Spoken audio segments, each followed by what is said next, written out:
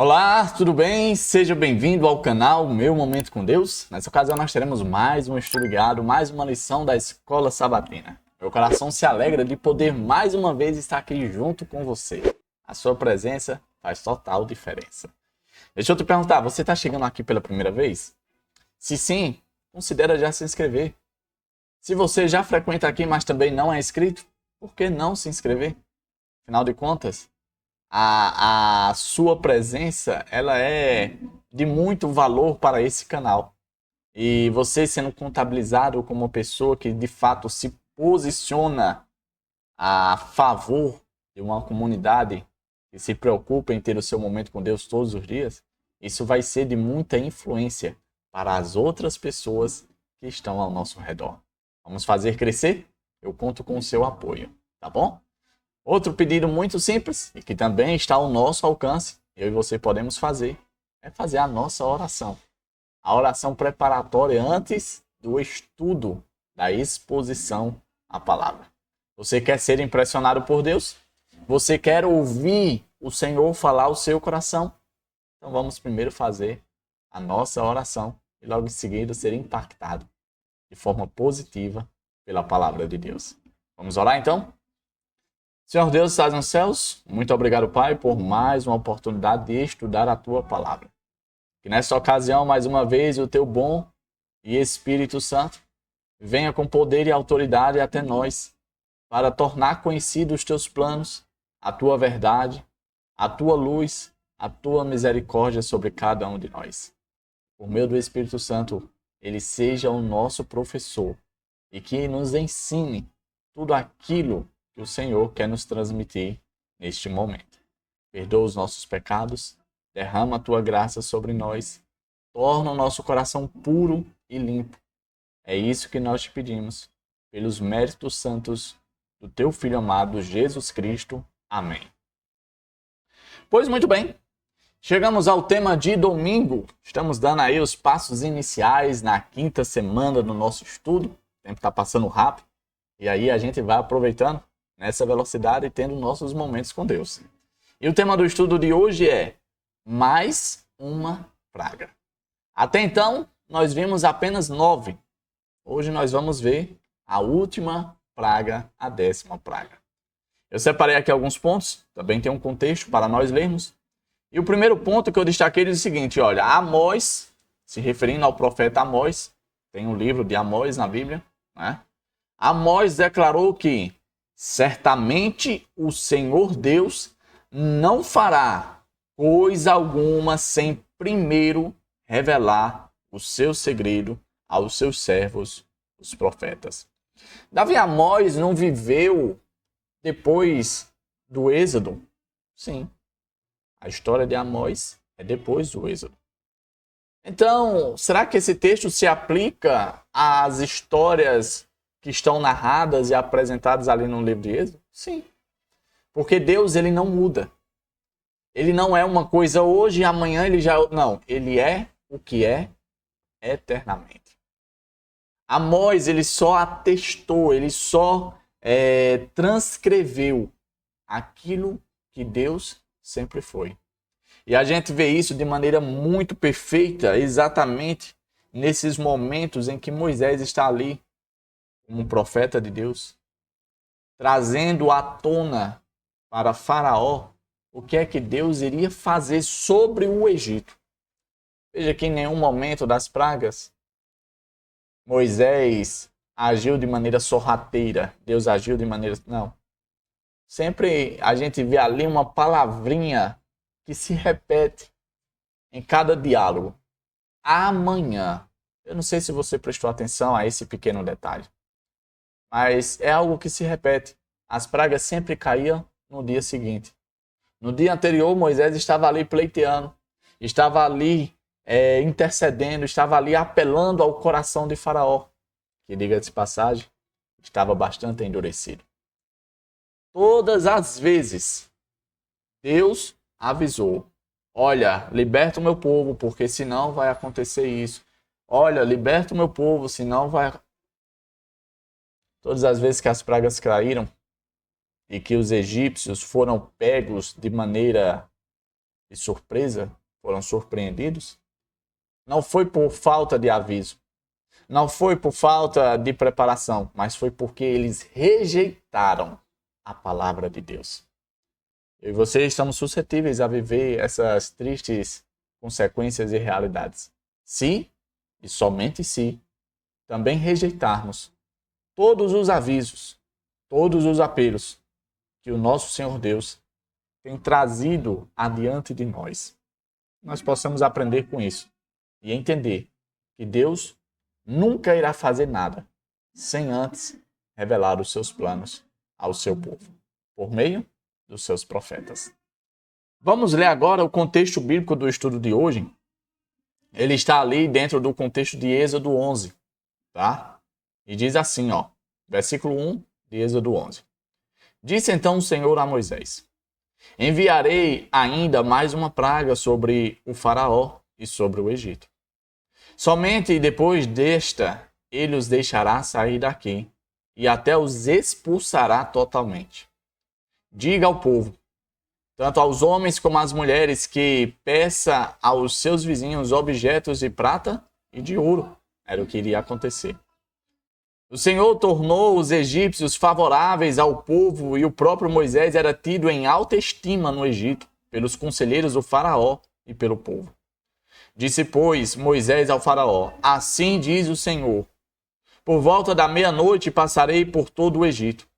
Todos os primogênitos do Egito morrerão, desde o filho mais velho do faraó, herdeiro do trono, até o filho mais velho da escrava que trabalha no moinho. E também todas as primeiras crias do gado. Haverá grande pranto em todo o Egito, como nunca houve antes, nem jamais haverá. Entre os israelitas, porém, nem sequer um cão latirá contra o homem ou animal.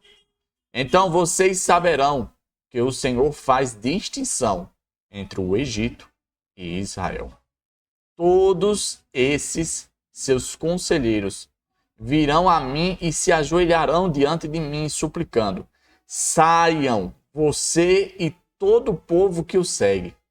Só então eu sairei. E com grande ira, Moisés saiu da presença do faraó. O Senhor tinha dito a Moisés: o faraó não lhes dará ouvidos, a fim de que os meus prodígios se multipliquem no Egito. Moisés e Arão realizaram todos esses prodígios diante do faraó, mas o Senhor lhe endureceu o coração, e ele não quis deixar os israelitas saírem do país. Que triste relato, não é mesmo? Com base nesse contexto, eu separei aqui alguns pontos e nós vamos extrair algumas lições e algumas reflexões. O primeiro ponto que eu destaquei é o seguinte: Deus deu tempo aos egípcios 3 dias de escuridão, foi a 9ª praga, para refletirem sobre os eventos recentes e compreenderem seu significado. O que é que eu e você fazemos quando, por exemplo, falta energia em casa? Imagina, por exemplo, à noite, sem energia. O que é que eu e você podemos fazer? Nada, né? Essa foi uma situação similar ao que aconteceu na 9ª praga. Durante 3 dias, os egípcios ficaram em trevas. Trevas essas que eram palpáveis, para descrever o quão escuro o Egito ficou. Durante esse período, foi dado a oportunidade para que o povo egípcio refletisse, analisasse, ponderasse, pensasse se de fato, se o Deus dos Hebreus não era de fato o único e verdadeiro Deus. Se os deuses egípcios, na verdade, não existiam e não tinham poder algum, principalmente contra o único e verdadeiro Deus. Tempo para refletir se, de fato, o estilo de vida que eles tinham trilhado até então era, de fato, um estilo de vida agradável aos olhos do único e verdadeiro Deus. Em momentos assim, a gente avalia a vida, as escolhas que fizemos. E quem sabe, nosso coração trilha o caminho do arrependimento. O caminho de galgar novos passos em uma direção correta. Em uma direção perfeita e aceitável diante de Deus. 3 dias para refletirem. 3 dias que o Senhor utilizou para os preparar para a maior praga que iria cair sobre o Egito. Como nós vimos, não houve nenhum dia de tristeza, de lamentação, de choro, de derrota que o Egito presenciou mais do que o dia da 10ª praga. O segundo ponto que eu destaquei diz o seguinte: no entanto, Êxodo 11, verso 8, que nós lemos, relata que, enfurecido, Moisés se retirou da presença de Faraó. Mas por que ele ficou tão enfurecido? Por que foi que Moisés ficou chateado, ficou com raiva, ficou enfurecido? A conclusão que a gente chega é porque Moisés sabia, porque Deus já tinha pré-informado a ele, de que embora eles, os egípcios, o faraó, estivessem diante da maior manifestação de juízo de Deus contra o Egito, mesmo assim o faraó não teria dado ouvidos. O faraó não teria considerado, o faraó não teria dado atenção. E mais uma vez, não somente Faraó iria experimentar na pele as consequências de rejeitar a palavra de Deus, mas também todos aqueles que estivessem abaixo de Faraó. Veja que Moisés diz, olha, não somente o Faraó, como também o escravo, a escrava, que trabalha lá no moinho, a pessoa mais insignificante do Egito, vai sentir na pele o poder e o juízo de Deus. Não vai ser somente o Faraó, mas todos aqueles que estão também abaixo do Faraó. A resistência do Faraó trazia consequência para o seu povo. Olha só, vamos fazer uma pequena analogia aqui para a gente entender como os efeitos do coração endurecido do rei refletia também nos seus liderados. Imagina o seguinte, você é uma pessoa que serve a uma autoridade, você trabalha para ele. Você entendeu? Você tem o seu posicionamento pessoal, olha, o Deus dos Hebreus é o único verdadeiro Deus, eu já entendi, está claro para mim. Ele tem poder, ele é quem manda, ele é o correto. Eu já entendi. Mas você teria coragem de se colocar em oposição ao seu superior? Você teria coragem de se comportar de maneira contrária ao seu superior? Está aqui o seu superior negando a existência de Deus, está aqui o seu superior tampando os ouvidos para não ouvir a palavra de Deus. E aí, o que é que você vai fazer? Você vai se comportar como um orgulhoso egípcio? Afinal de contas, estamos falando da nação mais poderosa da terra dentro do contexto da época. Ou você vai, quem sabe, se render aos apelos de um Deus, de um povo inferior? Era isso que estava acontecendo. Por isso que a decisão do rei, o coração endurecido do rei refletia em todo o Egito. Afinal de contas, é o nosso Deus na terra. O nosso faraó. Aquele que era visto como um Deus presente entre o seu povo. As escolhas do rei refletiam na vida dos egípcios. Olha esse outro ponto que eu destaquei. Além disso, o número 10 possui um simbolismo significativo na Bíblia, representando plenitude e completude. Sabe onde é que a gente vê esse exemplo? Olha só. Por exemplo, os 10 mandamentos são uma revelação completa da lei moral divina. Deus iria encerrar o seu contato ali com o Egito com a 10ª praga. A 10ª praga seria o desfecho. É tanto que quando ele está falando com Moisés, ele diz, olha, só depois dessa praga é que eles vão expulsar vocês. É que eles vão libertar vocês. Eles vão até premiar vocês, eles vão se ajoelhar na presença de vocês, eles vão dar ouro para vocês, coisas preciosas para que vocês vão embora. Será somente após a 10ª praga. A intervenção, o juízo de Deus iria se encerrar na 10ª praga. 10 apelos que foram derramados sobre a nação do Egito, para demonstrar não somente o poder de Deus, mas a disposição de salvar até mesmo aqueles que não foram escolhidos por Deus. O Senhor é um juiz supremo e se opõe ao orgulho, à injustiça, à discriminação, à arrogância, à exploração, à crueldade e ao egoísmo. Traços e características de caráter que eram nitidamente encontrados ali nos egípcios. Sabe por que Deus estava derramando esse juízo, as 10 pragas sobre o Egito? Porque o povo egípcio vivia em plenitude essas características. Era um povo arrogante, um povo egoísta, um povo que estava vivendo à custa dos outros, que discriminava os hebreus por serem um povo estrangeiro, tornando eles escravos. Deus estava indo em socorro de uma nação que estava sendo subjugada. Interessante que Deus ele não faz isso de forma seletiva. Em outros contextos, inclusive foi ponto de reflexão em outro momento nosso aqui no canal, e foi trazido à tona que da mesma forma que Deus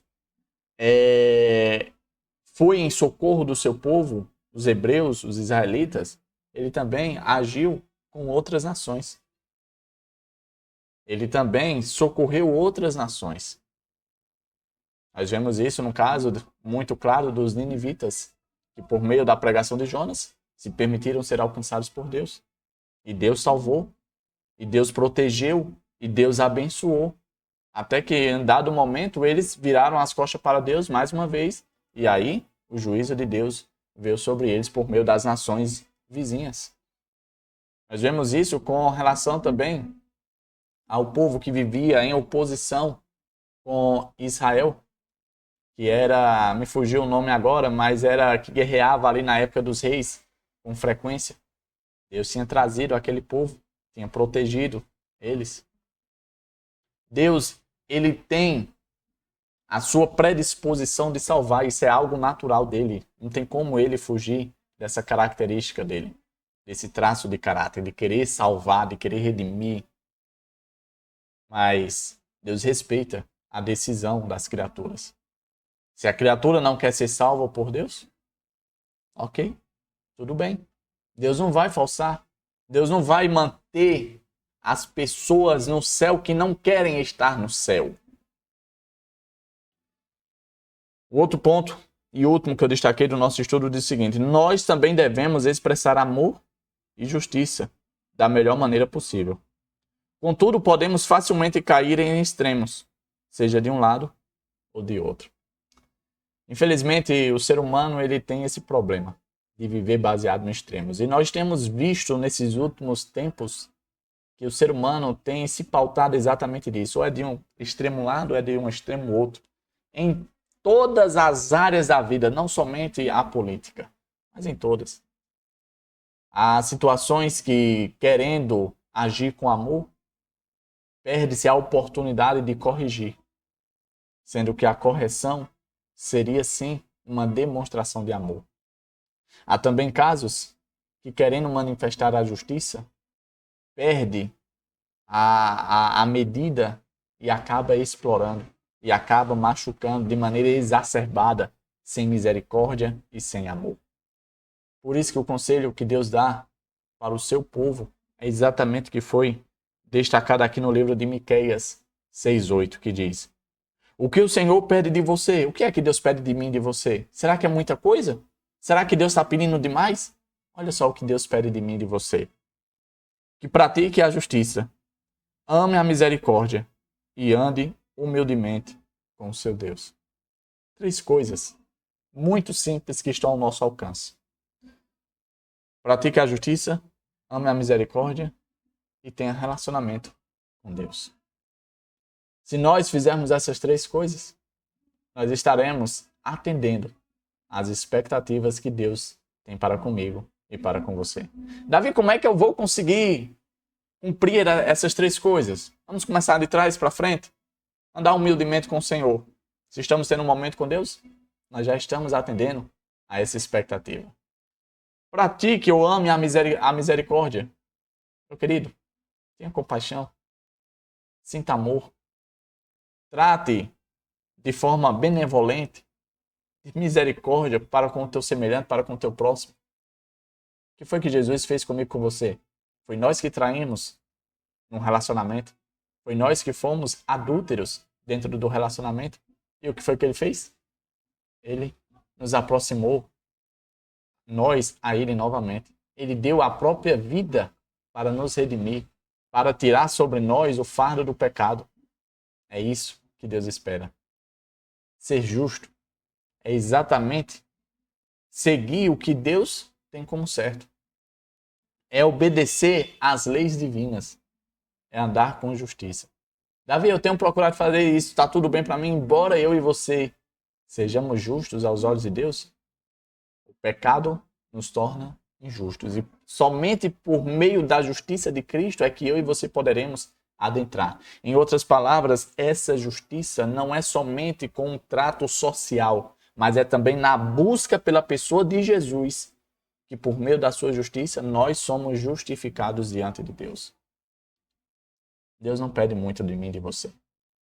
Que nós possamos todos os dias ter esse momento com Deus. Que é por meio desse momento com Deus que a nossa mente, ela reflete em coisas que de fato fazem a diferença na nossa vida e que com certeza contribuirão para a nossa salvação. Tá certo? Chegamos ao fim de mais um estudo, hoje falando sobre mais uma praga. A última demonstração, não só de justiça, mas de amor de Deus sobre o Egito. Que essa semana seja de fato uma semana abençoada, como já tem demonstrado ser. E que eu e você possamos sim dedicar parte do nosso tempo em estudos como esse. Tá certo? Meu coração se alegra de poder estar aqui junto com você, de ter passado esses minutos junto com você, estudando a palavra de Deus, extraindo lições e aprendizados. E acima de tudo, adquirindo conhecimento e estreitando o nosso relacionamento com Deus. Se você achou que esse estudo foi interessante, foi bom, foi legal, foi relevante, aproveita, deixa o gostei. E se possível, anda a segunda milha por esse canal. Compartilha, porque será por meio da tua influência na vida de outras pessoas que nós, eu e você, iremos divulgar e difundir a mensagem das boas novas do Evangelho. Tá bom? Eu te espero aqui no dia seguinte para o próximo estudo. Não falta. Sua presença será notada e sua ausência também. Tá bom? Até a próxima e tchau, tchau.